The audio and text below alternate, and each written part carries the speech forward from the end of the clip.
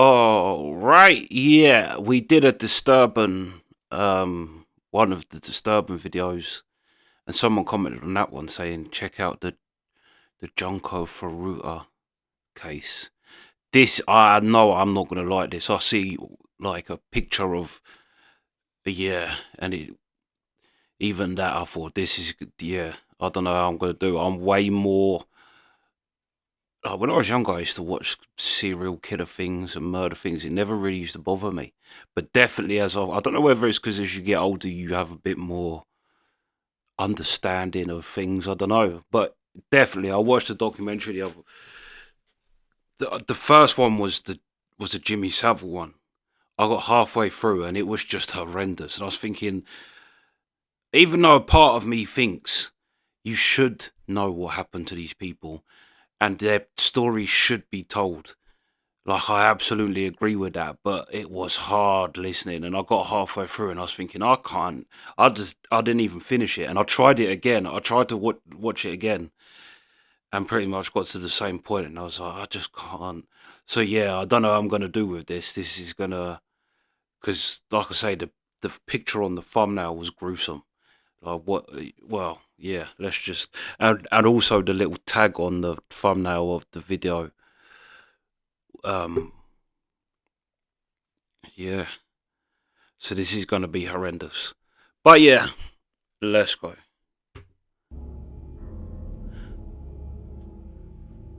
One of the most common suggestions to make a video about, and one of the most common questions on Q&As that I get, is what is the most horrific case I've ever heard of? It's a case that I'm sure a lot of you have heard of by now, but I'm not sure if you've ever heard about it in complete, gruesome detail. Here we go.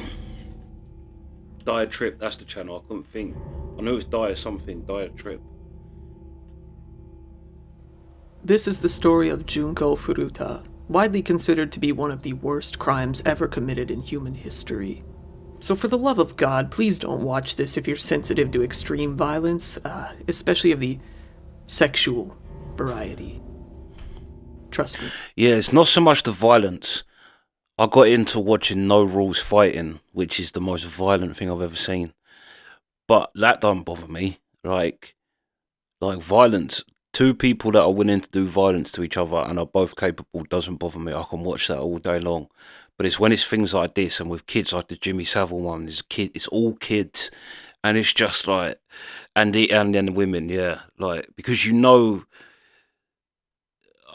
mean, I know you're not really meant to say it, but women are vulnerable, like to a well, let's just see what happens. But it's that's what I think. It's like to put yourself in the position of a woman to be physic. It's like that's such a horrendous. Like it, yeah. I just don't like that. But anyway, yeah. Let's go. Junko Furuta was a young woman who was born in Misato in the Saitama prefecture of Japan. Her family consisted of a mother, father, an older brother, and a younger brother. She attended high school at a school in Saitama while working part-time at a plastic molding factory after school. She was saving up for a big graduation trip she was planning. She was all set up to start working at an electronics store after she graduated. She was fairly popular and well-liked by her classmates. She had great grades and was hardly ever absent. She was active, attractive, and attracted a lot of attention, which made some people jealous. She didn't drink, didn't smoke, and definitely never touched any drugs. This made her seem very lame in the eyes of the thugs around the school, the Yakuza wannabes. One of the boys in this group was named Hiroshi Miyano. He actually Yeah, that's another thing. That's another crime world I don't really know about is the Yakuza. But I saw that on a short on the thing about the Yakuza. That was what the like subtitle capture on the thumbnail of like a short was. I saw and I was thinking, oh Jesus, the Yakuza. But I don't really know too much. Yeah, it's not a crime world I'm well versed in, if you know what I mean. Like if it was mafia and things like that, then I would know. developed a bit of a crush on her and wanted to get physical with her. He proposed this and she refused. Hiroshi was a pretty big bully in this school, one of the only ones actually involved with the younger members of the Yakuza at the time. Usually, nobody dared defy him. He couldn't believe that Junko actually had the gall to turn him down. Hiroshi did not take this well at all. He couldn't believe that anyone would ever reject him. He took it as a complete and total insult. He got together with a few of his wannabe Yakuza buddies and they all hatched a plan to get revenge on Junko. They would get another one of their friends to attack Junko, and then Hiroshi would come to the rescue. After he won a bit of her trust, they could take her wherever they wanted. On November 25th of 1988, Junko was riding her bike home from her part-time job when an unknown boy attacked her and knocked her off of her bike. The boy who liked her, Hiroshi Miyano, was conveniently across the street while the whole thing happened. He came to Junko's aid and scared off the random boy. He then offered to escort her home. Everything seemed to be going as planned. While Junko didn't actually trust him, it seemed better than the alternative of possibly being attacked again. She didn't have any idea that Hiroshi harbored any sort of hatred towards her. She wouldn't have imagined that he would be planning anything like this. Hiroshi took Junko into an abandoned warehouse and revealed his Yakuza connections to her. He then took his time raping her over and over. Then he took her to a hotel. In the hotel, he called his friends, Joe Ogura and Yasushi Watanabe. From then on, he and his 3 friends took turns assaulting her. Unfortunately, this was not their first time doing this, as they had just recently done it to another girl in the past few weeks. They decided that they were having far too much fun to just set her free again. There was also the possibility that she would call the cops and tell them what happened, and they couldn't have that. The next morning, Hiroshi took Junko to a nearby park, where Joe, Yasushi, and a 4th boy, Nobuharu Minato, were waiting. They learned Junko's address and used it to threaten her, telling her that they would kill her entire family if she tried to get away. The 4 teenage boys then took her back to Minato's parents' home, where they continued to assault her. This is where, for 42 more days, she would be held prisoner. On the 3rd day that Junko was missing, her parents were dealing with the police, trying to get her found.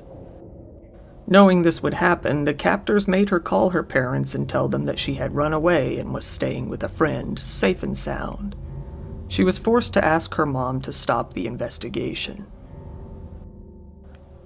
They held Junko captive in the bedroom, forcing her to pose as one of the boys' girlfriend. It didn't take long for the parents to realize that this was a lie. Eventually, they dropped the whole girlfriend act altogether, as it was very clear that they weren't going to get in any trouble. Immediately after arriving at the home, the boys forced Junko into becoming their toy. They beat her relentlessly and raped her countless times a day, often taking turns. They were proud of what they were doing, regularly boasting to their friends that they had a woman trapped and ready for their personal... See, that's weird to me. This why, maybe what's something on the Yakuza and that world.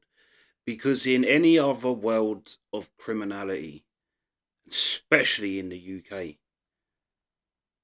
you would, if someone boasted to me something like that, it would be on site straight away. It just would be. And you would not get away with that in any, if you was in the mafia and the mafia found out you done that. That's why people in the mafia, it may have happened, but you wouldn't have gone around bragging about it because that is a no-no. Do you know what I mean? It's like certain things is a no-no. Children, well, like I say, children and women yeah.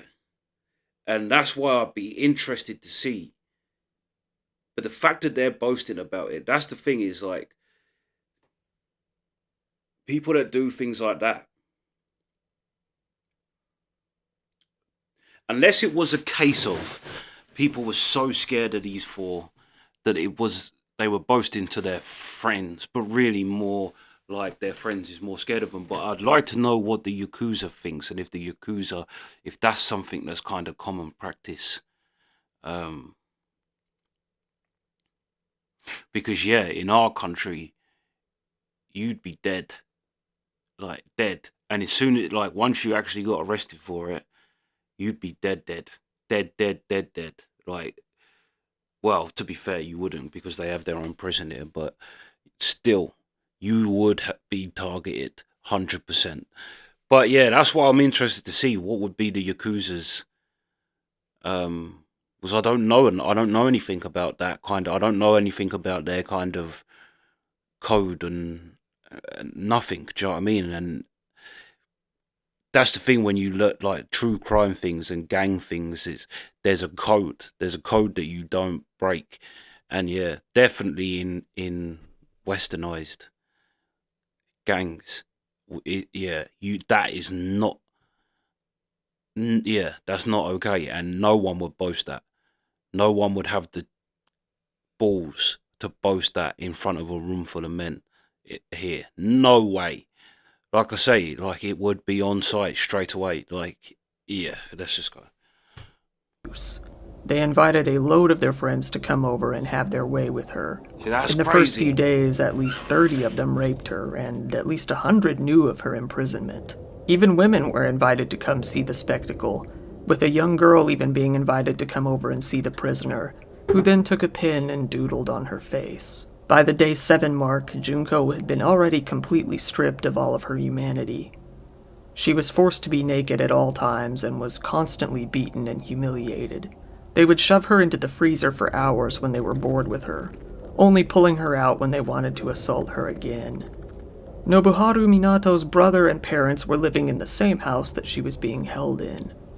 His brother did nothing, aside from informing him that Junko might die at this rate. His parents were afraid to intervene as they had seen Nobuharu's violent nature firsthand. They also knew of his association with the Yakuza and feared of their possible retaliation. And most disgustingly, they worried about losing their good reputation in the community.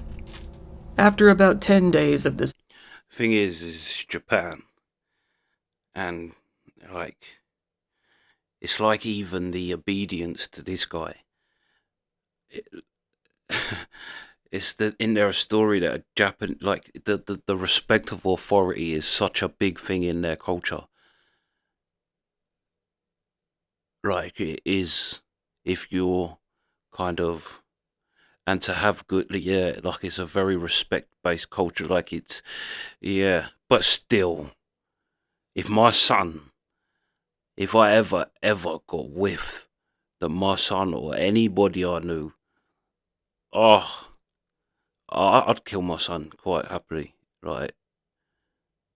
And then let the Yakuza retaliate. Do you know what I mean? But I don't. That's what I want to know. I want to know what the Yakuza would actually. Would the Yakuza not like? But then, let's go. torture, Junko's body was already starting to fail her. Because of the ongoing, endless beatings, so much blood had accumulated in her sinuses that she could no longer breathe through her nose. Her digestive system was also beginning to refuse food and water. If she attempted to eat or drink anything, she would instantly vomit. This also led to severe dehydration. Anytime she would vomit, her attackers would get angry and beat her even further. A vicious cycle that had no end in sight. When the nights got even colder, she was forced to sleep on the balcony of the home in extreme cold temperatures, sometimes near or below freezing. Eventually, one of the men that the attackers would invite over to the house to see Junko would go on to tell someone else about her, his brother. This brother of his ended up informing the police about what was going on at the Minato house. 2 officers were soon dispatched to go check things out. Minato's parents came to the door. When the police explained the situation, the parents simply responded that there was no girl in the house. The police took it at face value, thanked them, and left, without ever bothering to check even a single detail.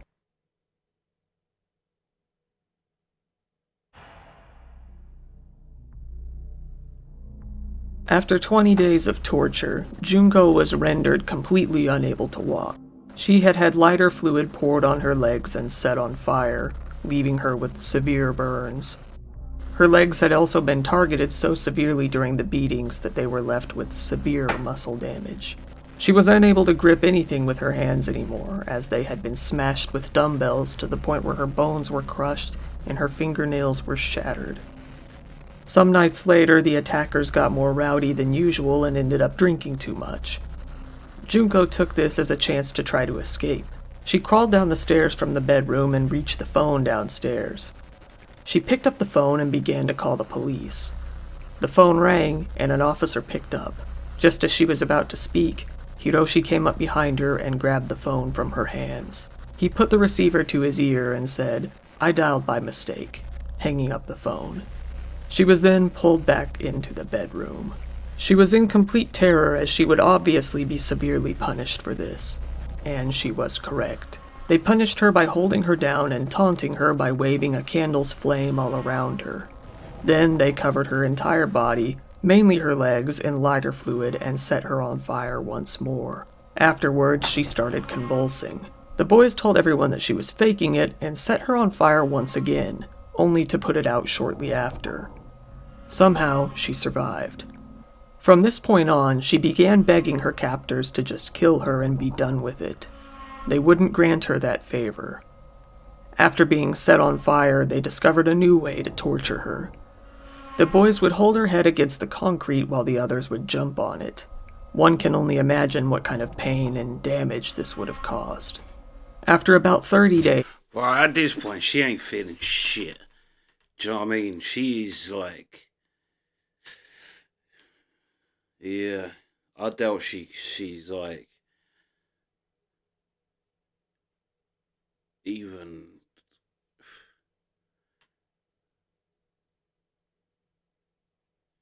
thing is as well, it's just such a... it's a bunch of little cowards. Like I say, that's why it's not cool. Because watching a fight's only good if it's fair. You're a coward. You feel like it's the psychology of a person that makes me angry. It makes me like, yeah, I just think I'd love to be able to give anything to like to just be there. Do you know what I mean? And like I would love 100%. I would love for someone to show me that like they did, because either they're gonna die or I'm gonna die. We're all gonna die because I would, yeah. I mean, I wouldn't love that, to be fair. Do you know what I mean? It would be a horrendous thing, but I would love for them to come and knock on my door and go, "Hey, look what we got, mate." That's all I can think is like, that's why I don't like it, because it's like you're defenseless. It's like you're, and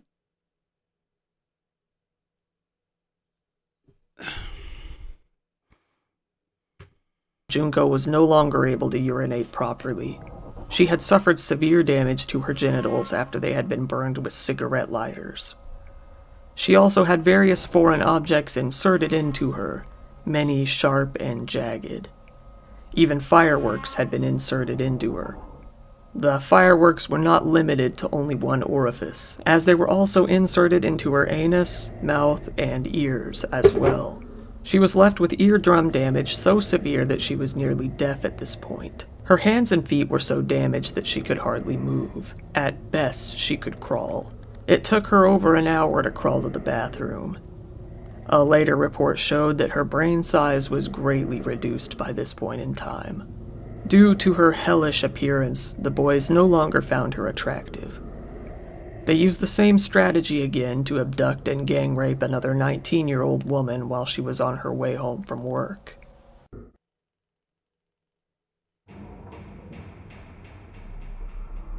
During these 44 days of hell, Junko Furuta was forced to withstand the most unspeakable torture and suffering that a person can imagine. Some of what was done to her includes being raped many times every single day, day and night, in all orifices.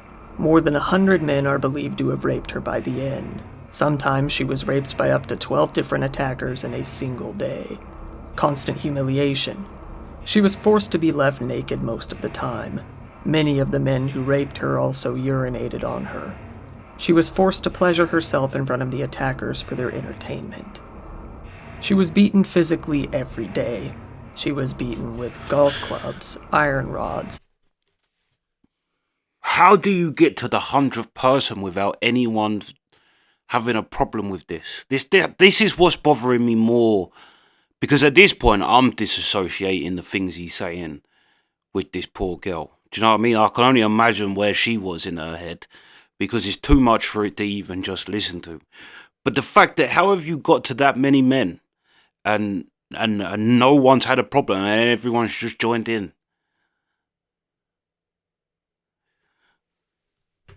Bamboo sticks, and various other objects. She had dumbbells dropped all over her body and her head stomped against the ground, face first. She had hot wax poured all over her face with a focus on her eyelids. Her eyelids were also burned with cigarettes and cigarette lighters. She was violated with a long list of various objects shoved into all orifices, including but not limited to bottles, both broken and unbroken, iron bars, scissors, roasting needles, chicken skewers, and more. She was given only the strict bare minimum. I actually think Nala knows this is bothering me, because Nala would be flat out asleep on the sofa. She's come over. I think she can tell by the tone of my voice. Yeah, she's come over. It's alright, Nala. Food and water. At times, she was forced to eat cockroaches and drink urine.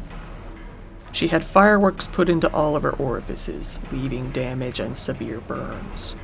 She had her left nipple ripped off by a pair of pliers. She would be tied up flat on the floor and had dumbbells dropped all over her body. The drops on her abdomen were so hard that it caused her to lose all control of her bowels.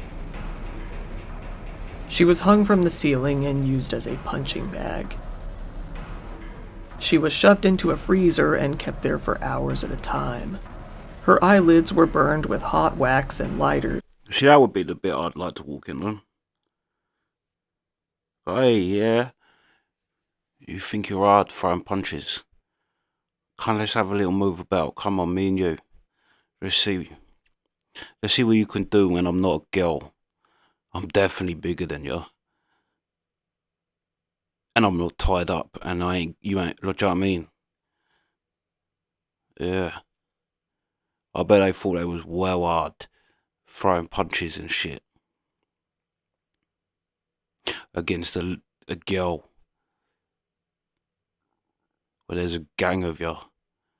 To take out a girl. Fucking cowards. When she closed her eyes in fear. Her breasts were stabbed with sewing needles, the needles often being left inside. Her genitals were burned with cigarettes and lighters. She had a hot, lit light bulb inserted into her vagina and moved around until it shattered. By the end, she looked like a completely different person after all of the damage. It was hard to even make out her facial features. She wheezed heavily, struggling to breathe from all of the blood accumulated in her sinuses. On day 40, January 1st, Junko woke up to New Year's Day alone, completely unable to move. 3 days later, on the fateful day of the 4th of January, the boys challenged Junko to a game of Mahjong solitaire and forced her to play. Somehow, even in her condition, she won the game. This infuriated her captors, who treated her to a severe beating with an iron barbell. And then... Listen, this girl's gangster. This girl is more gangster than any man she encountered throughout all of that. She's more of a man than any man she encountered. Because, I'll tell you why. She knew they weren't going to be happy. she ain't got no chance of physically doing anything. But she got one blow back. Of all that torture they put her through, she still beat them at something. Do you know what I mean? It shows you're a bunch of fucking moron losers. That even after you did this girl, she's still smarter than you, and she's still got more balls than any of you, because she's. Do you know what I mean? A lot of people would have known they're gonna get beat if they ain't gonna be happy if she ain't give a fuck. She's like, this may be the only thing, and you know what is perfect, because you know they weren't gonna like that. The fact that she won, good on you, girl. Like, it's not a physical blow, but it's a blow. Do you know what I mean? And what's so gangster is she's had one opportunity to just chuck something back, and she took it like a straight. Yeah, shout out to her. I'm I'm really hoping, because I don't know this case, I don't know how this ends, but I'm really, really, really hoping this girl does survive, even though her life is gonna be horrendous with the faults and that. But part of me is really, really wanting this girl to, despite everything they put them through, still survive. I hope, but I don't see it. I just can't see it, and that's going to infuriate me as well. Lighter fluid all over her arms, her legs, her stomach, and finally her face, dumping lighter fluid even into her eyes.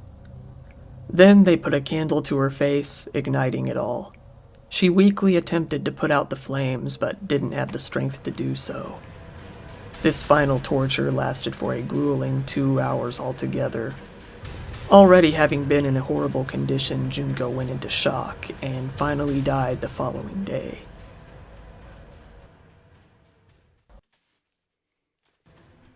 Minato's brother called him. I love now that card game is even more of a win for me. Like I say, she had that one opportunity, and do you know what I mean? That one chance she had to just, yeah. I'm I'm happy she got that, but I'm sad that that's literally, as I was just saying, I'm hoping she makes it. The next thing he says is she's, yeah. In 24 hours to inform him that Junko had died. The boys all rushed over to the house in a panic. Fearing what would certainly be a life sentence, or even a death sentence, the boys started to freak out. But they came up with a plan. The captors then put her body into a 55-gallon oil drum and filled it to the brim with concrete. A small bit of Junko's long hair was poking out the top of the concrete, something they apparently didn't notice.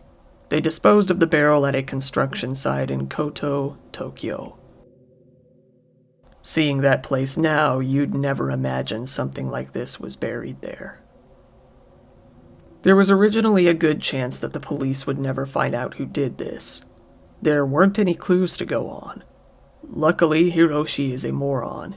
While he was being questioned by the police 2 weeks later involving their recent gang rape of the unrelated 19-year-old woman, he got confused and thought the police were talking about Junko, as the cases were so similar.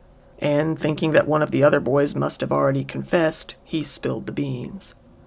He realized his mistake, but it was already too late, and he told the police where they had hid the body. Joe Ogura had already been arrested for another unrelated sexual assault case. He was quickly also arrested for Junko's case as well. The other boys were then arrested within the next few days. Later, the drum was finally opened and the concrete was broke open, revealing Junko's long-deceased body in a nightmare-inducing, horrific condition. Junko's family was notified and told of what happened to her in detail. When her mother heard the details of what was done to her, she fainted. She ended up in a long-term stay in a psychiatric hospital. An autopsy was performed on Junko, revealing the true horror of what had happened to her. Small bottles were found still stuck in her rectal cavity. and it was revealed that she was pregnant, although the damage to her uterus was severe. Her face was so completely mutilated that she had to be identified by her fingerprints. Being that they were juveniles, the court withheld the names of the 4 captors. But journalists from Shukan Bunshin magazine were able to find out exactly who they were and published the names of all of them, stating that they were inhuman and therefore didn't deserve human rights. Nobody really contested this. As we know, they were Hiroshi Miyano, 18 at the time, Joe Ogura, also 18 at the time, Nobuharu Minato, who was 16 at the time, and Yasushi Watanabe, who was 17. All 4 of these monsters were caught and sent to trial. During each trial, it was pretty common for onlookers to pass out upon hearing the details of the case. Even with all that they had done, they didn't really show any semblance of remorse. And despite all of this, they received extremely light sentences for such horrific crimes. The thing is, right, you can't expect remorse. What they done is beyond, like, you had so many opportunities to just stop, and you didn't. And not only that, you did it again. Of course, they're not gonna, like, there's something seriously wrong with them. But I don't know whether, I guess because they said that you can get death there. So, but I don't see why. Like, when people say death isn't, why shouldn't you put someone like that to death? What is the value of them people being on this planet? Like, what is there? What would be so bad? They ain't gonna invent the cure for cancer. They're gonna be little low-life scumbags their whole life. Not only should they be put to death, they should be put to death in the most inhumane, like what the Boltons do in Game of Thrones, flaying someone while they're alive. I don't know if people even, but yeah, find someone who can do shit like that, put them through the most horrendous, because death is too good, to be honest. Like, if you see it like the Americans do with the injection, or I think that's how they do it now. I don't know if they still have the electric chair. I'll tell you what they should have is the electric chair without the wet sponge, or something so horrendous that, but even that's too good. Do you know what I mean? Death's too good. Death isn't, who said that? Death isn't the worst thing that can befall a man. And that's 100% true. It'll put them through something equally as bad. Actually still Let them know what it feels like. Being tried as juveniles, but after much backlash, they were changed to adult status. Still, after being upgraded to adult status, they received unbelievably light sentences. Something that, to this day, continues to enrage people who hear about this case.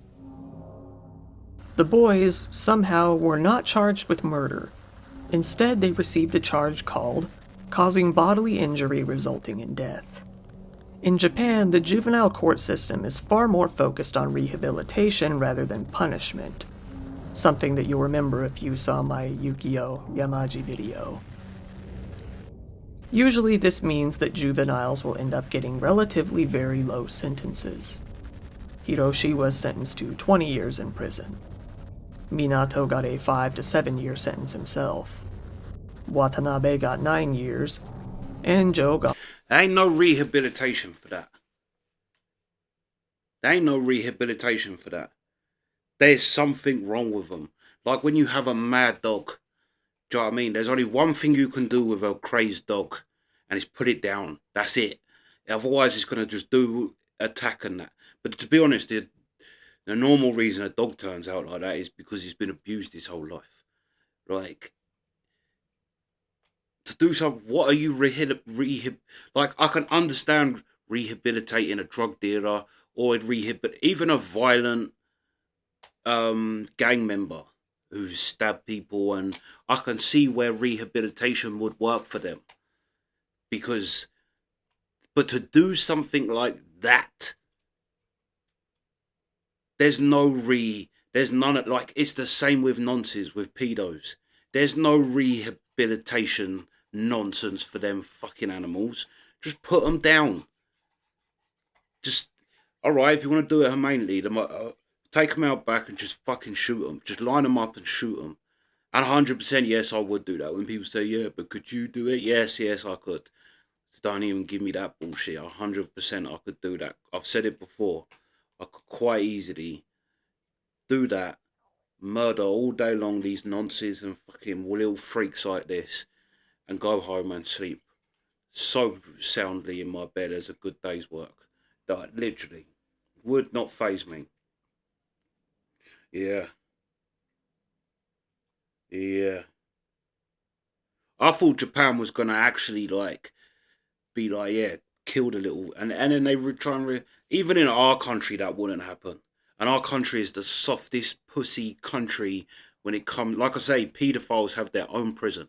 It's called Monster Mansion. It's Wakefield Prison in the UK. It's literally a nonce prison. That's why that Sydney, what's his name, didn't get bashed up before, because he's in with a bunch of nonsense. He's called Monster. That's the nickname for it. Is Monster Mansion. It's filled with nonsense. It's like, why? Why are you putting them in there? What's the what's the where's their punishment for that? Right. Unless you're gonna leave them in there for the rest of their life and never let them out, but you ain't, because in our country nonsense. But yeah, nah, our country, neither. Get out now. So I'm gonna pull all my wires out over here. Go. Good girl. But yeah, Japan, you slacking, because yeah, in our country, like that Luke Mitchell, I don't even think Luke Mitchell did it. I think Luke Mitchell's innocent. I'm going to do videos on Luke Mitchell, but he's been, when he was, I think that crime happened when he was 15. He's in his 30s now. He's still in prison. He's never going to get out. We have IP.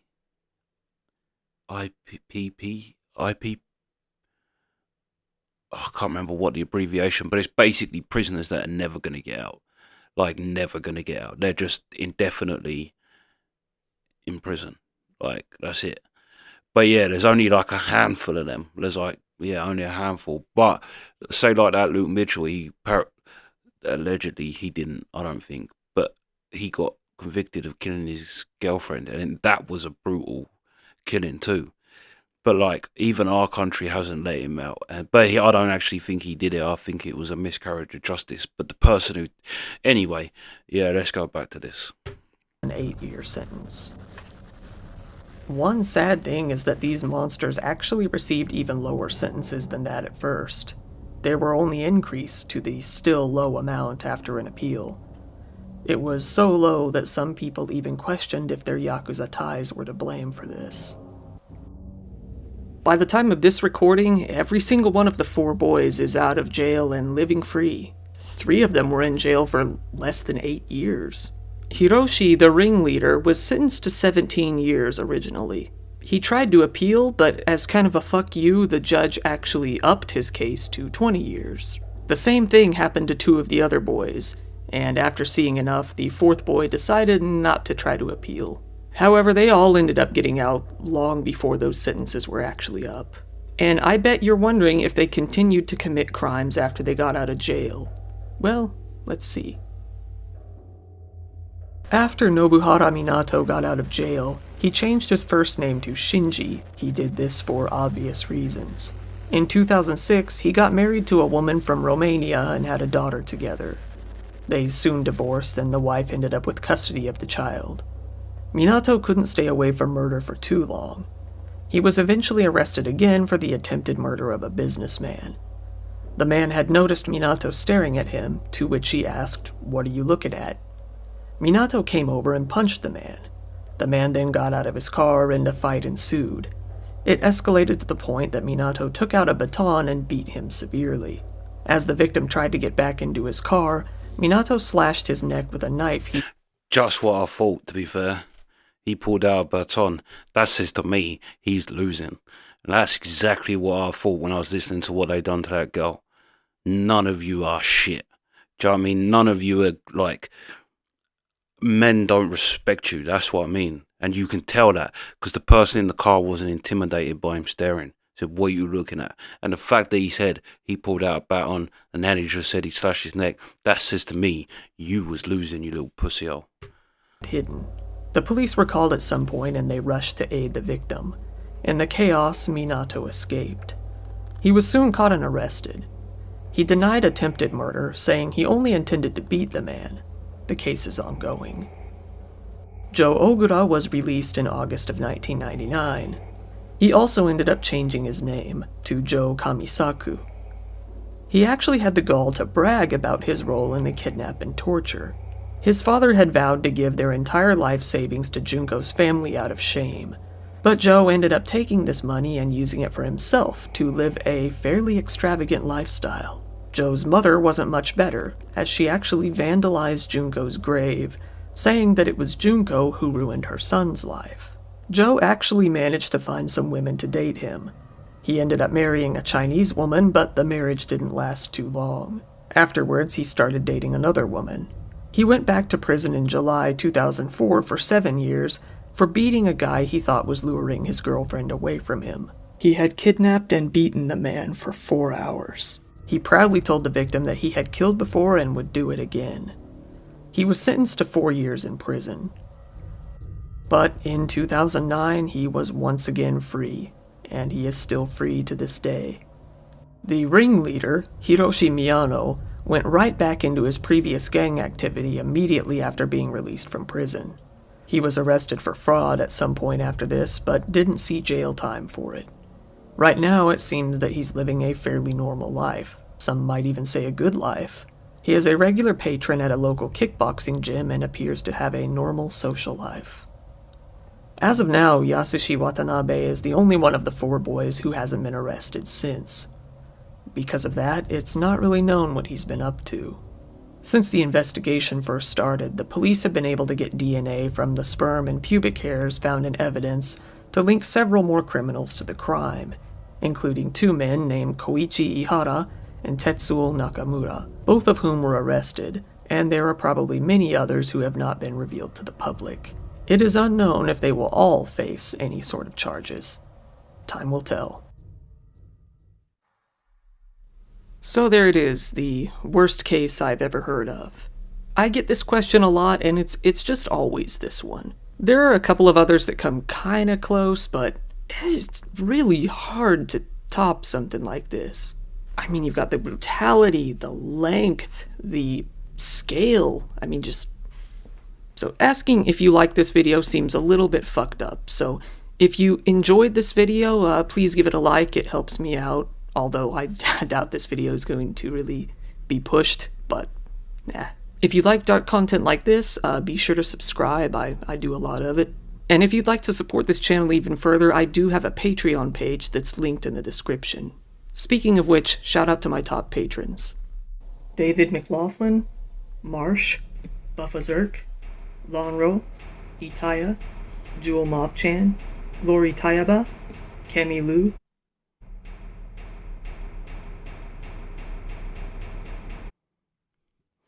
Yeah, check out that channel because I'm gonna have to subscribe to that because that was actually that was a good, and it was actually set out in a very good way to, like, sometimes you can watch true crime things and almost get a little lost in what's going on, but I think he done a very good job of setting the story before and actually kind of reiterating points to make it really actually hit home. And yeah, I thought he's actually did a great job.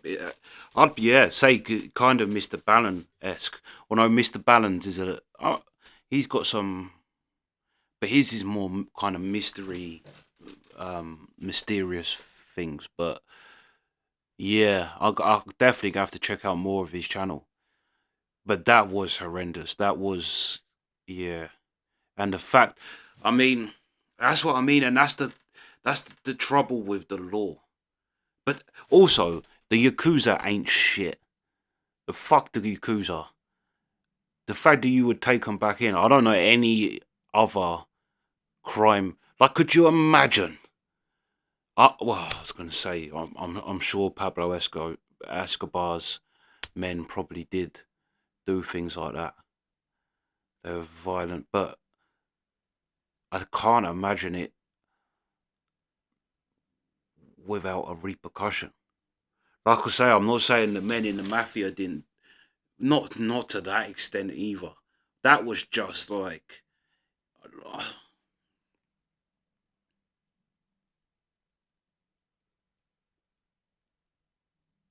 if I was, to be honest, I was going to say if I was related to it, a part of me even wants to go to Japan and just try and find them. Go and get a gun and just go and find them. Every single one of them. But that's the trouble, is like, if you do that with this, you got to do it with everybody else's horrific cases of, yeah. But it does, it just, it's the, it's the,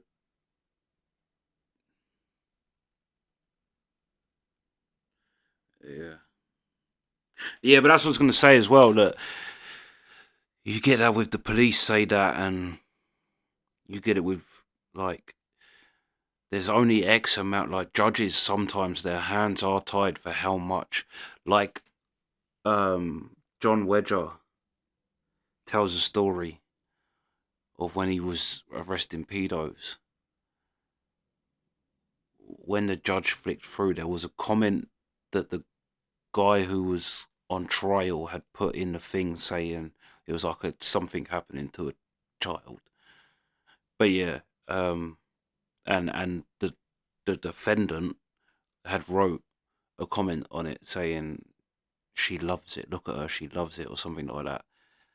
And he said, and when when the judge sees the pictures, he's like, it literally will just flick through. Well, actually, it's on a computer. I was doing it like a folder. It's not a folder. It's on a computer, and it's like the judge will just flick through all the images found on the thing, and he said it will be a quick one. And he said at one point the judge went stop, and John Wedge was like, I knew exactly what picture he was gonna, that one that the guy commented, and he said, and he scrolled back, and he said, who wrote that comment? Well, he actually said, is that picture real?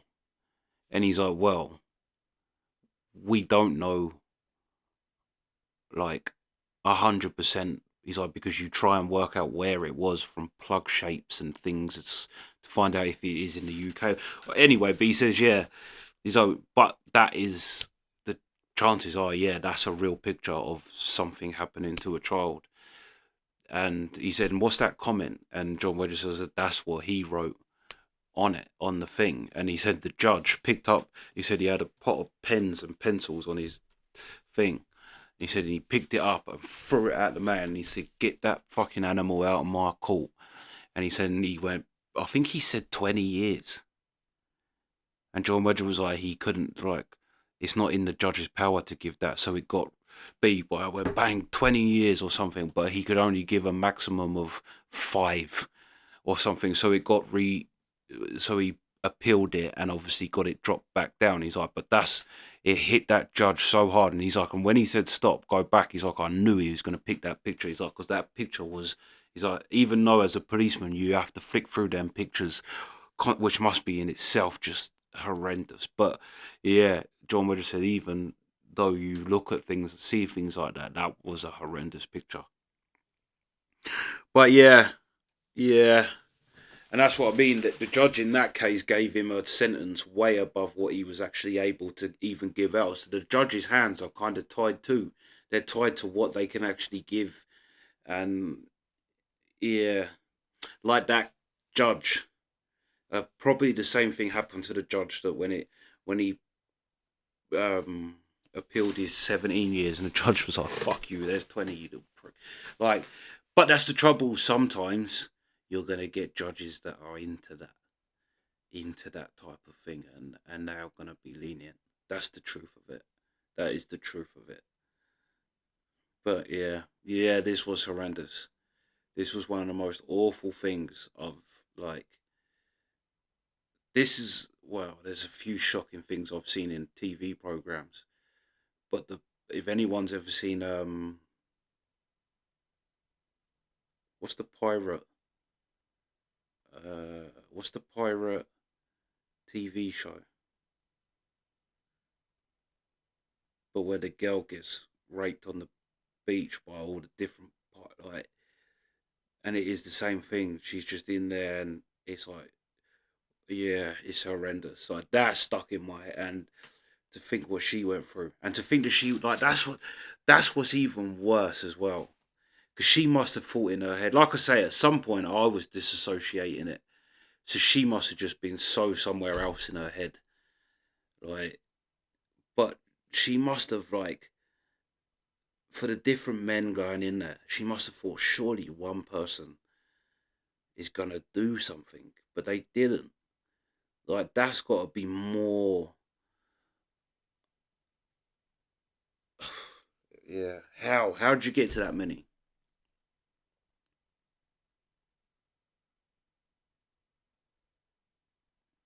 And it's crazy that they to hear people boasting it as well. That's such a different thing. That's such a different culture. I'm guessing that people feel safe that they could boast about that. You could not feel safe because even if you boasted about that in front of someone that may be scared of you, that person's going to tell someone, and it's going to get back to someone who ain't going to have that and ain't going to be scared of you, and is going to come for you and come for you for real. Do you know what I mean? Like that's how it's going. Yeah, it's like if I knew someone had done that, there isn't like say if someone down this road that got charged with something like not even something that bad, just something in that field. There's no way I could walk past them every day. No way, no way, no way. Like it would maybe like I think right, I ain't gonna do nothing, but each day you see them just walking about their life, thinking of what that person has done. Eventually, you're gonna be like, nah, he's getting it today. He's getting it. Yeah, yeah. This was horrendous. But yeah, that's the reaction. Sweet.